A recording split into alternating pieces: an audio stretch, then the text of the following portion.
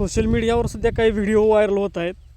तर ते व्हिडिओ असे आहेत की जे बाहेरच्या राज्यातून इथं जे परप्रांतीय कामानिमित्त आलेत, तिथं वास्तव्यास आहेत, ती लोक आपल्या लोकांना म्हणायला लागलेत की बाबा आम्ही मराठी भाषा शिकणार नाही, आम्ही मराठी भाषा बोलणार नाही, तुम्हाला जे करायचे ते करा, आम्ही आमच्याच भाषेमध्ये बोलणार. तर मला त्या लोकांना एक असं सांगायचे, कधीतरी तुम्ही तमिळनाडूसारख्या राज्यामध्ये जाऊन या किंवा तिथं नोकरीच्या निमित्तानं जा आणि तिथं जी तुम्ही ही भाषा इथं महाराष्ट्रामध्ये येऊन बोलताय ना, ते तिथं तुम्ही बोलून दाखवा. तुम्ही जर तिथं जर बोललो की आम्ही आमचीच भाषा बोलणार, तुम्हाला जे करायचे ते करा, तर तुम्हाला अक्षरशः सांगतो ती लोक तुमच्या ढोंगणावर लाथा मारून जर हाकलून जर नाही गेले ना, तर मग बोला. तुम्हाला त्यावेळेस मराठी लोकांची आठवण येईल.